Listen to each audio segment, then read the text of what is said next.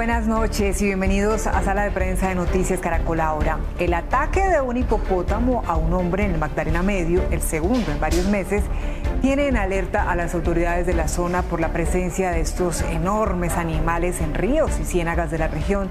Veamos la historia.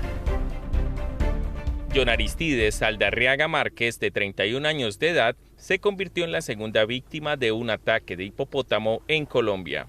Según narra el hombre, oriundo de Doradal, Antioquia, fue embestido por el animal cuando pescaba junto a dos amigos y un niño de 9 años en un lago vecino de la hacienda Nápoles. Me salió ese animal y me pegó en el ojo y siempre me retrocedió de atrás y yo alcancé a correr un poquito, pero me trompecé y ya el animal me atacó. Y yo creo pues, y debe más que sí tenía cría. En este lago de la vereda Brisa se encontraba este hombre pescando con un grupo de amigos cuando de aquel matorral salió el hipopótamo que lo atacó. Entonces ya el hipopótamo se puso como loco y entonces lo que hizo fue que lo soltó y ahí fue donde el muchacho salió y entonces ya lo auxiliaron. Según el director del hospital de Puerto Triunfo, debido a la gravedad de las heridas, la víctima fue remitida a un centro asistencial de mayor complejidad. Varias heridas en el brazo izquierdo, como digo, y parte del tórax izquierdo, lo mismo que un golpe en la cabeza. Desde Cornare, autoridad ambiental en la zona, piden a los habitantes de la región no acercarse a los sitios donde se sospecha de la presencia de hipopótamos. Estuvimos aplicando el Gonacon en el proyecto piloto de inmunocastración. Vimos varias hembras con crías, situación que vuelve mucho más peligroso este lugar. Desde Cornare también piden dar aviso a las autoridades para establecer los sitios donde haya presencia de hipopótamos con crías para evitar demás ataques. Pues recordemos que estos animales originarios de África fueron importados hace varios años por el tristemente célebre narcotraficante Pablo Escobar Gaviria, que los exhibía junto a cebras, leones y avestruces, entre otras especies, en la hacienda Nápoles, esto en cercanías a Puerto Triunfo. Pero los problemas comenzaron cuando varios hipopótamos años después se salieron de la hacienda. Comenzaron a deambular y reproducirse en esta región. Los dos ataques a personas por parte de hipopótamos demuestran que es un riesgo traer a países como el nuestro especies foráneas que pueden además generar un desequilibrio en nuestro ecosistema. Bien, ese justamente es el tema de hoy en Sala de Prensa. Por eso hemos invitado a Germán Jiménez, experto en fauna silvestre y docente de la Universidad Javeriana. Gracias por estar con nosotros, profesor, ¿cómo está? Buenas noches, ¿cómo están? Muchas gracias, bien. Bueno, para comenzar, ¿cómo analiza el ataque de ese hipopótamo a esa persona en el Magdalena Medio, el caso que veíamos? Bueno, pues como se alcanzó a escuchar, estos hipopótamos son animales territoriales. Como cualquier animal salvaje que tiene un territorio, cuando se sienten invadidos por otras especies, particularmente especies que son desconocidas para ellos, entonces eso dispara unos mecanismos de alerta en los animales, y un mecanismo de alerta conduce a la defensa. Como lo comentó también el director de la corporación, pues lo que se ve es que en este momento hay hembras con cría y obviamente las hembras con cría se vuelven animales muy agresivos.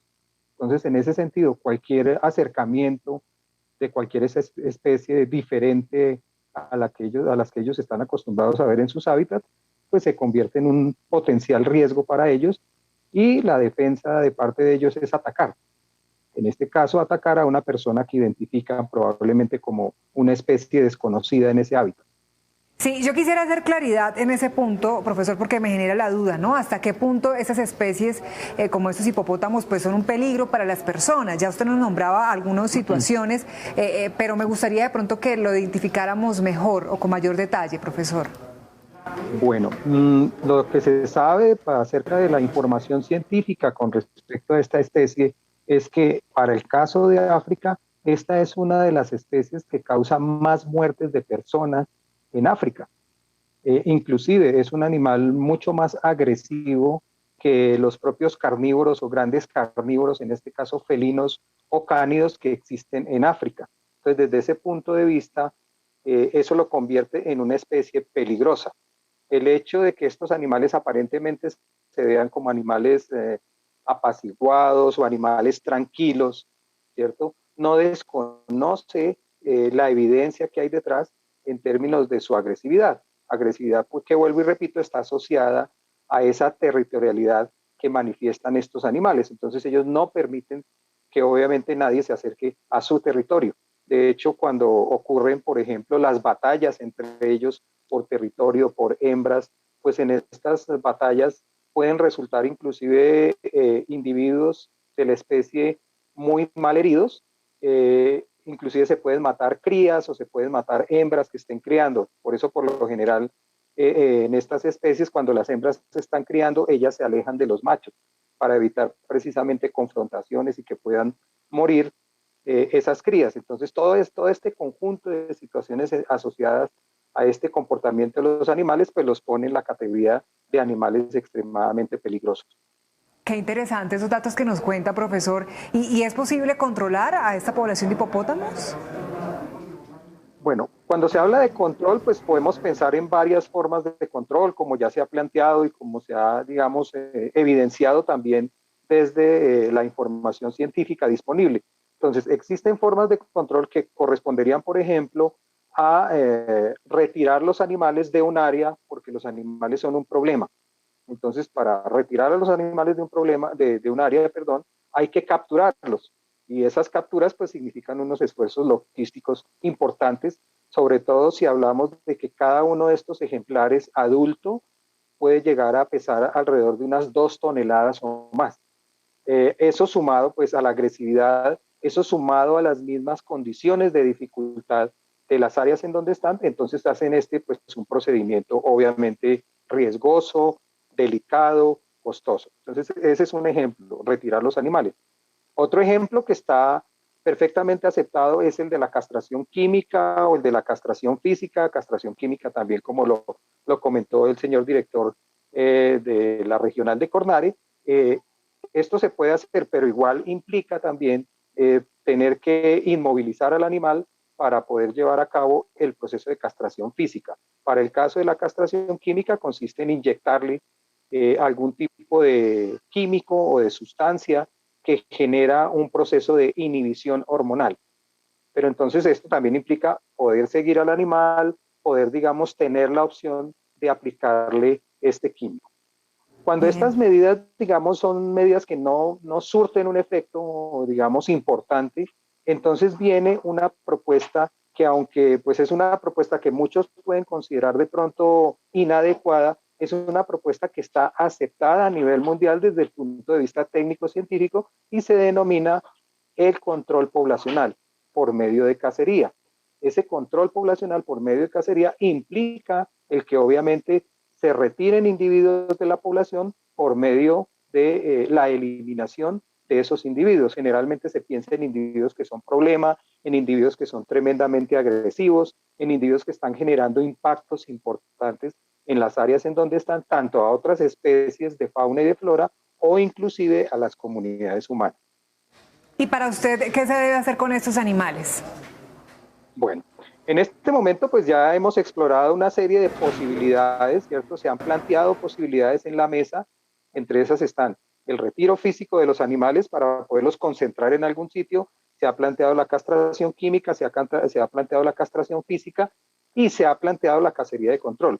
La situación es que cuando uno se pone a evaluar, digamos, los costos, beneficios y la efectividad de las medidas, pues muy a pesar mismo, inclusive de nosotros como biólogos, pues el control poblacional resulta ser una medida muy efectiva. De hecho, por eso se recomienda a nivel mundial desde el punto de vista técnico-científico, porque es una medida que sí contribuye a reducir de manera importante y sensible las poblaciones. Eso no implica que, como pues desgraciadamente se ha malinterpretado, se salga a hacer una matanza de los animales. Esto no es una matanza. Esto es una práctica que requiere unos permisos, que requiere un ejercicio ético y profesional desde el punto de vista del sacrificio del animal que se vaya pues a pensar sacrificar. Entonces, desde ese punto de vista de todas las medidas, ¿cierto? Es muy efectiva, si lo pudiéramos decir en términos del control poblacional, pues obviamente esa cacería de control. Sin embargo, pues bajo la situación actual en la que estamos, que pues esta situación de esta especie se ha vuelto una una situación de, podríamos decir, de una guerra frontal entre diferentes grupos de personas, la academia y digamos las personas que viven allá en la región, que inclusive están divididos entre las personas que quieren convivir con estas especies y las que no. Entonces, ante esa situación, pues se han planteado una serie de medidas alternativas. La gran pregunta detrás de todo esto es, ¿cuánto cuestan estas medidas? ¿Cuánto costaría en términos de tiempo controlar a los hipopótamos? Por ejemplo, si pensamos en retirarlos a algún sitio, ¿cuánto costaría la castración química? ¿Cuánto costaría la castración física? Y lo más importante detrás de todo esto, ¿quién va a pagar por todos estos costos? ¿Cierto? Porque esto implica unos costos importantes, eso por un lado. Por el otro lado, también implica que en la medida que se estén llevando a cabo estas actividades o se estén ejecutando, pues muchos animales que ya ahorita están sueltos, que están por fuera de la hacienda Nápoles, pues mientras se les aplica algún tipo de medida, pues los animales van a seguir deambulando por los ecosistemas en donde están ahora, van a seguir afectando a las especies de flora y de fauna, y si no hay un control, por ejemplo, poblacional, pues los tamaños poblacionales van a seguir creciendo, es decir, vamos a tener a futuro más animales, como lo se ha estimado en varios modelos poblacionales, y ese vamos a tener más animales, ¿qué implica? Que tengamos más animales impactando ecosistemas, especies nativas de flora y de fauna, pero más animales cerca de las comunidades humanas. Lo que me lleva a pensar que muy probablemente a futuro agresiones como estas se conviertan probablemente en eventos mucho más seguidos en el tiempo. Ojalá que no, lo ideal sería no llegar a ese punto. Profesor Germán, pero me queda la duda, ¿a quién le compete? O sea, ¿quién finalmente tomaría esta decisión de controlar, por ejemplo, la población, uno de los casos que usted nos daba? ¿En manos de quién está? Bueno, la trascendencia nacional, pues ya la tiene en este caso el ministerio. Ya la Corporación Autónoma Regional, que es CORNARE, ha hecho esfuerzos y lleva haciendo esfuerzos increíbles desde hace muchos años. Ya prácticamente desde que los hipopótamos fueron dejados en la hacienda Nápoles, desde ese momento la corporación ha hecho todos los esfuerzos que han sido posibles desde el punto de vista técnico, desde el punto de vista recursos, para tratar de controlar a las poblaciones o a la población de esta especie. Sin embargo, pues eso no ha sido suficiente porque obviamente esto requiere, digamos, unos esfuerzos desde el punto de vista económico y técnico mucho más grandes. Entonces, en ese sentido, esta situación que ya se convirtió en un problema de orden nacional, pues debe ser ejecutado directamente desde el punto de vista del Ministerio de Ambiente. O sea, es el ministerio o en cabeza del ministerio, ¿cierto? Debe salir las decisiones que se deban tomar sobre el manejo futuro de esta especie. Bien, profesor Germán, quiero que ahora veamos otros casos. Por ejemplo, el del pez león, un depredador originario de Asia y que era mantenido en acuarios en la Florida, y luego de un huracán, algunos ejemplares quedaron libres. Ahora está causando serios daños en la fauna marina del Mar Caribe. ¿Qué nos puede decir de este caso? Bueno, pues igual lo que sucede como con cualquier otra especie invasora, las especies invasoras llegan y tienen pues unas particularidades ecológicas muy importantes. Dentro de esas particularidades ecológicas se encuentra en que no tienen competidores naturales. Entonces, especies, por ejemplo, como el pez león, que son depredadores principalmente, pues llegan aquí a los ecosistemas marinos y empiezan a depredar muchas otras especies, entre otras de peces, o pueden depredar el mismo coral, coral que es importante, por ejemplo, como soporte para comunidades muy diversas desde el punto de vista marino. Entonces, al no tener ese control poblacional, que es el caso que sucede también con los hipopótamos, pues empiezan a crecer de manera desproporcionada. Ahora, eso también pues va alentado, ¿cierto?, por las prácticas culturales mismas. Entonces, el hecho de que nosotros no hagamos nada en contra de la especie invasora, pues entonces va a permitir que esa especie invasora siga creciendo.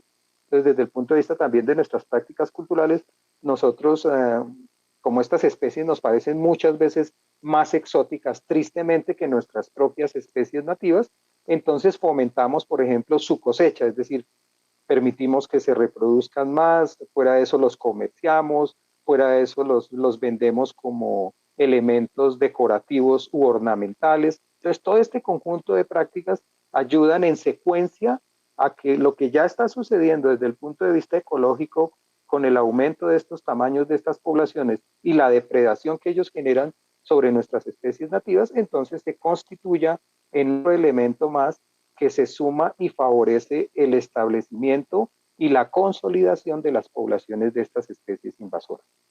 Lo mismo ocurre con las pitones reticuladas, otra especie que pasó lo mismo con lo que hablamos ahora de los pescados de pez, que en ese y otros huracanes pues escaparon. Es una especie enorme de serpiente que se ha reproducido de manera descontrolada en los pantanos de la Florida y que además está cazando a varias especies de animales autóctonos de esa región de Estados Unidos. ¿Qué pasa ahí? Correcto, entonces está pasando exactamente lo mismo. O sea, es increíble que veamos un cuadro repetitivo y no hagamos nada, porque se repite, digamos, la secuencia es igualita, sucede algo, un fenómeno que permite que la especie, en este caso las poblaciones o los individuos de las poblaciones de la especie exótica, se escapen a un lado, se refugien en unos sitios, empiezan a crecer, empiezan a atacar a la flora y a la fauna nativas. Entonces, ese caso es tan repetitivo que tal vez se nos ha vuelto como algo muy normal, ¿no? Si miramos para el caso de Colombia, ese caso repetitivo de invasiones biológicas está sumando hoy, según datos del Sistema de Información en Biodiversidad del Instituto Humboldt, puede estar sumando alrededor de las 15 o más especies invasoras en el país. ¿Y todo eso qué representa? Entonces representa un riesgo, primero, altísimo para nuestra biodiversidad o para la biodiversidad de cualquier país en donde estén presentes las invasiones biológicas, y en segundo lugar, ese riesgo para la biodiversidad se convierte en un riesgo para las comunidades. ¿Por qué? Porque las comunidades viven y dependen los bienes y servicios ecosistémicos que reciben, el agua, la regulación climática, el mantenimiento de los suelos, la comida, todo esto proviene de esa oferta de bienes y servicios de la biodiversidad, pero de una biodiversidad en buen estado. Si esta biodiversidad es atacada por las invasiones biológicas, entonces baja esa oferta de bienes y servicios y entonces las comunidades, que somos todos finalmente, porque si yo miro el caso de lo que sucede con los hipopótamos en el Magdalena Medio, con el pez león en la costa atlántica, pues no solamente afecta a las personas de allá del Magdalena Medio o a las personas de la costa atlántica, finalmente se nos devuelve a todos, porque al final todos vivimos de esa oferta de bienes y servicios provenientes de la biodiversidad, los cuales se van a ver comprometidos en la medida en que las poblaciones de estas especies crezcan y acaben con nuestra biodiversidad. Sí, y profesor, en las últimas horas se anunció la posibilidad del sacrificio de al menos 10.000 caballos salvajes en Australia. En este caso, ¿esta especie es originaria de ese continente o también fue introducida por el hombre? ¿Ahí qué fue lo que ocurrió? Esa especie es una especie introducida. Entonces, como especie introducida, pues le pasó exactamente lo mismo. Creció tanto que el problema se volvió incontrolable.